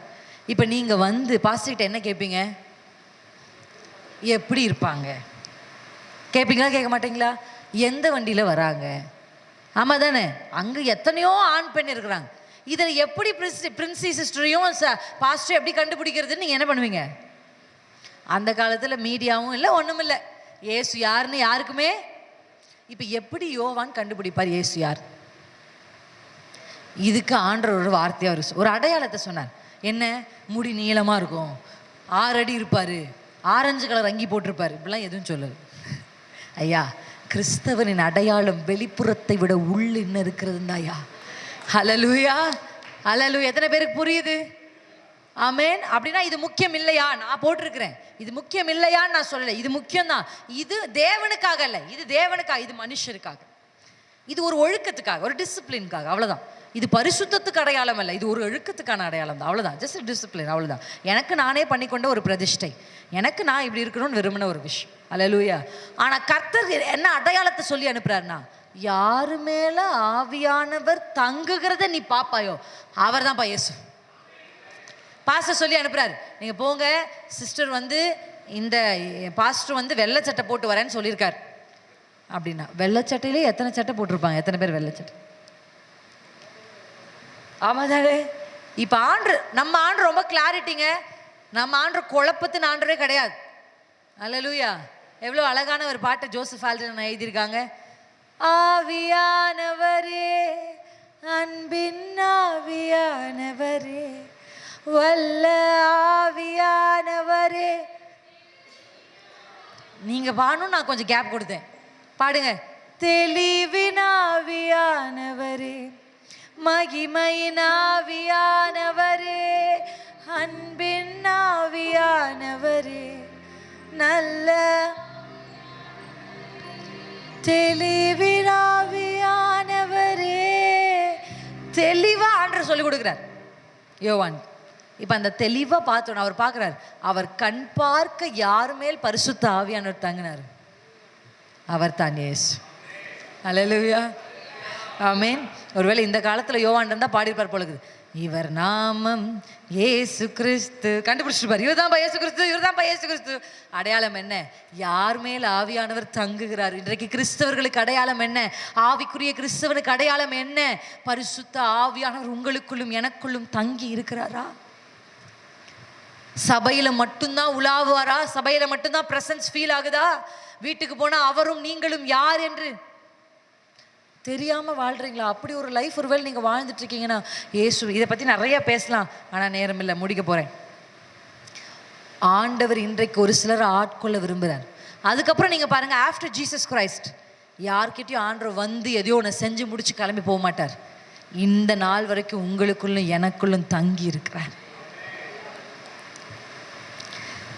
பரிசுத்தாவின் அபிஷேகத்தை பெறுவதற்கு முன்பாக பேதுரு தடை பண்ணுறவர், முந்தி பேசுகிறவர், எவ்வளோ குறைகளை நீங்கள் பேதுரு கிட்ட பார்க்கலாம். மொத்த பயிரை மறுபடியும் மீன் பிடிக்க கொண்டு போயிட்டார். ஆனால் பரிசுத்த ஆவியினுடைய அபிஷேகம், பரிசுத்த ஆவியானவர் வந்து அவருக்குள்ளே தங்கினதுக்கு அப்புறம் உங்களால் அவருடைய இடறுதலை பார்க்கவே முடியாது. எந்த சீஷனும் இடறி போல, எந்த சீஷனும் வழி விலகி போல, எல்லா சீஷனும் இயேசுவுக்காக இரத்த சாட்சியாய் மரித்தான். ஒரு பொண்ணை பார்த்து, ஒரு லேடியை பார்த்து பயந்தவன், ஒரு சேவகனை பார்த்து பயந்தவன் ஆயிரங்களுக்கு முன்பாக நிற்கிறான். சிலுவையில் அறைய போறோன்னு சொன்னா கூட இயேசுவை மறுதளிக்கல. அன்னைக்கு நீ இயேசுவோடு இருந்தவனான்னு கேட்டதுக்கே மறுதளிச்சவன், இன்றைக்கு உன்னை சிலுவையில் அறைய போறோம் இயேசுவை மறுதலினா என்னை அப்படி சிலுவையில் நேரா தொங்க விடாதீங்க, என்னை திருப்பி தொங்க விடுங்கன்னு சொல்லி தலைகீழாய் சிலுவையில் தன் ஜீவனை கொடுத்தானே பேதுரு. இன்றைக்கு அப்படிப்பட்ட பரிசுத்தவான்களுக்குள்ள தங்கி இருந்த அதே ஆவியானவர் தான் சகோதர உங்களுக்குள்ள எனக்குள்ளே தங்கி இருக்கு. அவங்க ரொம்ப வல்லமையானவங்கன்னு சொல்லாதீங்க, அவங்க ரொம்ப பவர்ஃபுல்லான ஊழியக்காரன்னு சொல்லாதீங்க. அவங்க அதே ஆவியானது உங்களுக்குள்ள இருக்கிறார். அப்போ அவங்க என்ன விசேஷம் உங்களை விட நீங்கள் யோசிக்கிறீங்க அப்படின்னா, அவ்வளோ அவங்க இடம் கொடுத்துருக்குறாங்க, அவ்வளோதான் விசேஷம். நீங்கள் 20% இடம் கொடுத்தீங்க. சில பேர் வாயை மட்டும்தான் ஆவியானவருக்கு வாடகைக்கு விட்டுருக்காங்க. அது கூட நான் என்ன சொல்றேன்னா, வாயை கூட சொந்தமாக விடலை, வாடகைக்கு தான்.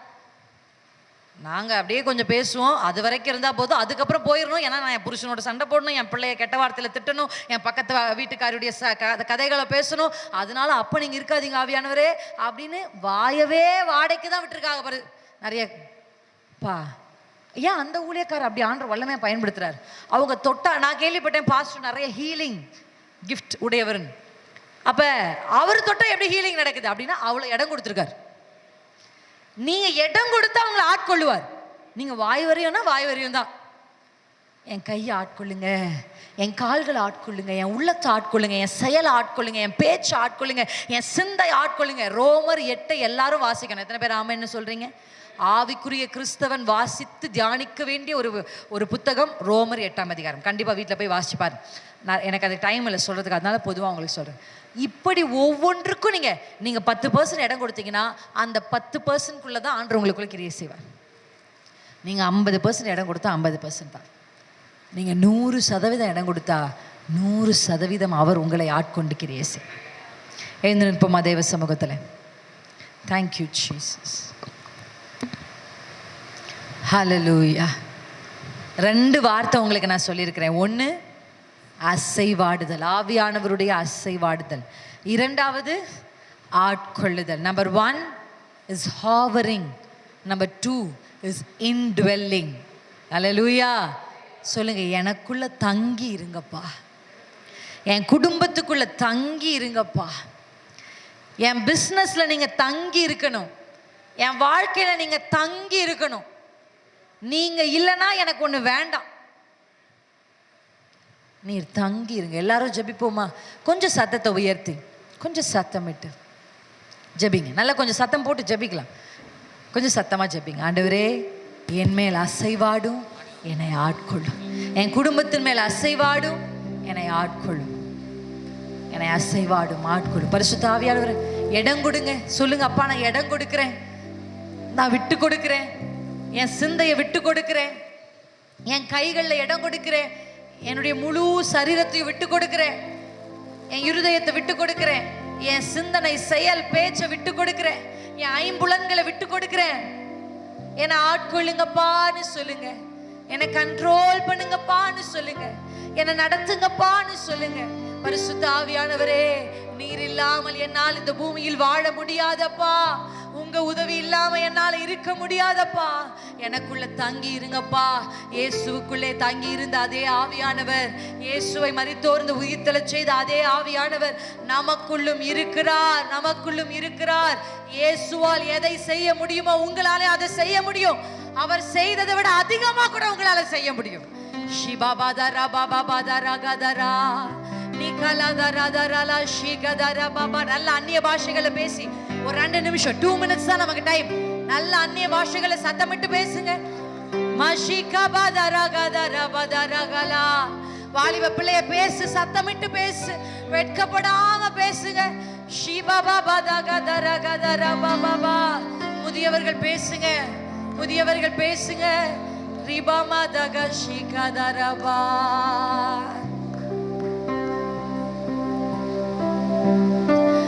ஆவியான எங்கள் அன்பு தெய்வமே, அடியோரை ஆட்கொண்டு நடத்துமே.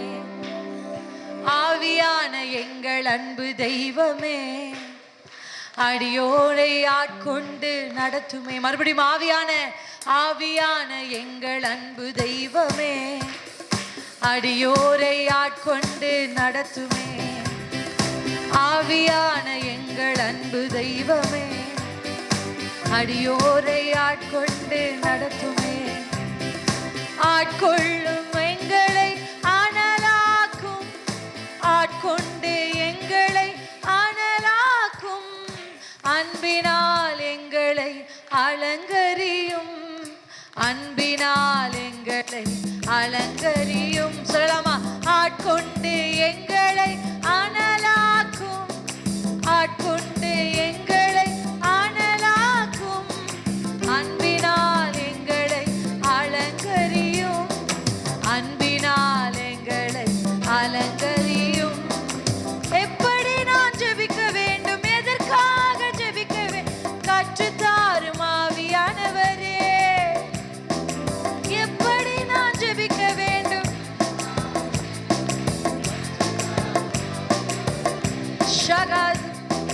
வேத வசனம் புரிந்து கொண்டு விளக்கங்களை அறிந்திட வெளிச்சம் தாரும் ஆவியானவரே.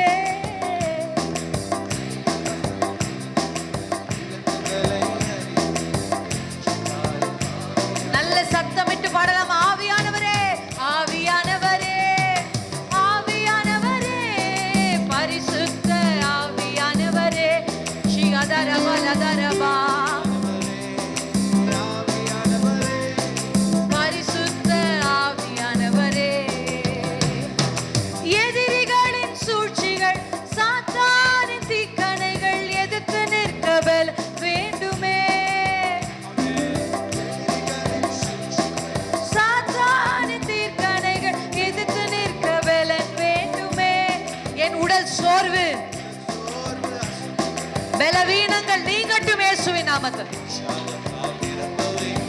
உற்சாகத்தின் ஆவியானவர், மூட்டுக்களில் ஒரு பலன், முழங்கால் படியிட்டு ஜெபிக்க ஒரு பலன், கைகளை உயர்த்தி ஜெபிக்க ஒரு பலன். உன்னதத்தின் ஆவியானவருடைய பலத்தினால் நீங்கள் இடைகட்டப்படுவீர்கள். நீங்கள் பலனடைந்து பலனடைந்து பலனடைந்து பலனடைந்து எருசலேமிலும் சமாரியாவிலும் யூதேயாவிலும் பூமியின் கடைசி பரியந்தம் எனக்கு சாட்சிகளாயிருப்பீர்கள். ஷகதர பதர பதர பலதர பல ஷிகதோ நிகதர மதர கலைதர லதிர பல ஷிதரோ நிகலதர பதர பலதிர நிகதர ஷிதரோ நிகதர பலதிர பலதர நிகதர ஷிதரோ. எங்களுக்குள்ளே வாசம் செய்யும் ஆவியானவரே, இந்நாளிலும் சித்தம் போல் நடத்தி செல்லுமையா. எங்களுக்குள்ளே வாசம் செய்யும்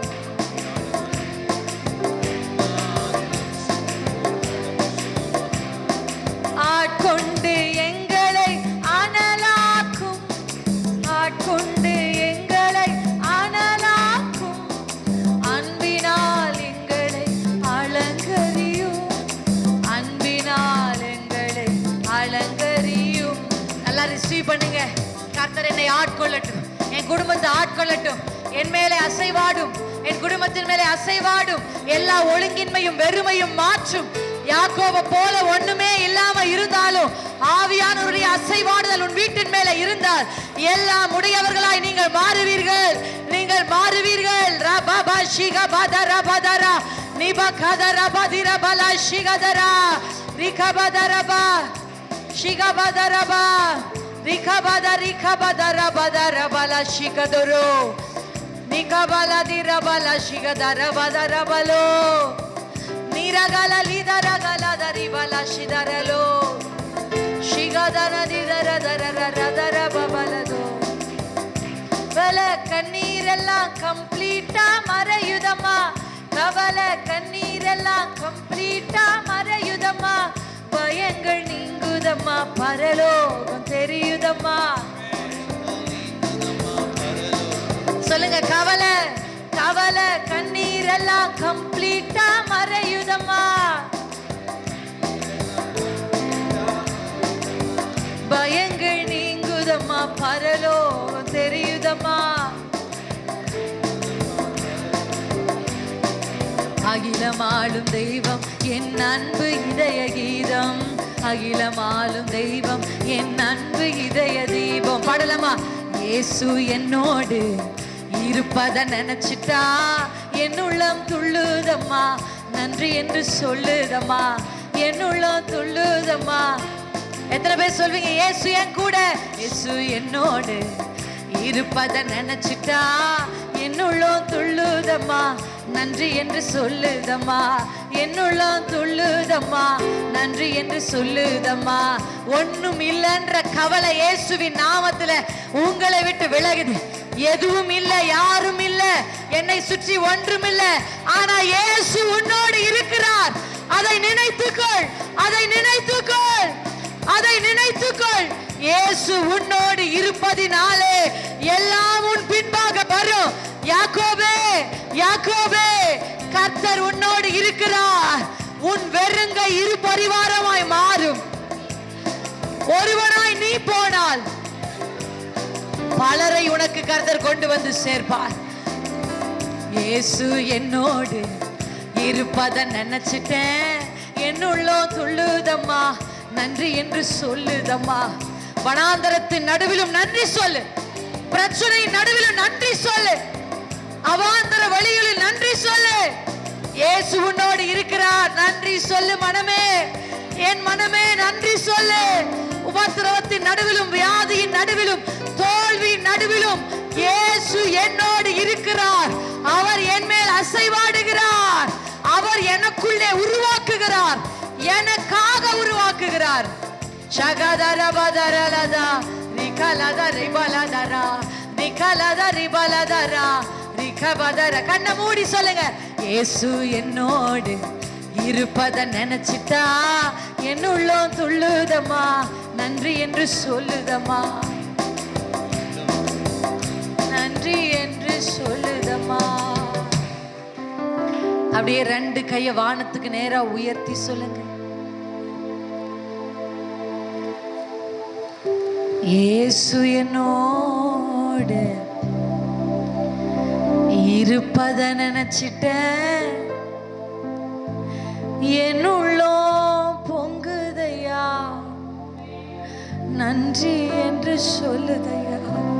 இன்னைக்கு மனதார யாக்கோபே, அவாந்தர வழியிலும் கர்த்தருக்கு நன்றி சொல்லு. ஏசாவுக்கு கிடைத்த நன்மைகள் உனக்கு கிடைக்கல. ஏசாவோடு இருக்கிறவர்களை போல உன்னோடு யாரும் இல்லை. ஆனா உன்னோடு இயேசு இருக்கிறார்.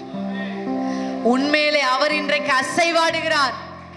ஒன்றுமில்லாத உனக்குள்ளும் உனக்காகவும் புதியவைகளை கர்த்தர் சிருஷ்டிக்கிறார். இருதயத்துல கையை வச்சு சொல்லி முடிப்போமா? இயேசு என்னோடு இருப்பத நினைச்சிட்டே என்னுள்ள துள்ளுதையா, நன்றி என்று சொல்லுதையா. நல்ல கைகளை தட்டி அப்பாவுக்கு நன்றி செலுத்துவோம்.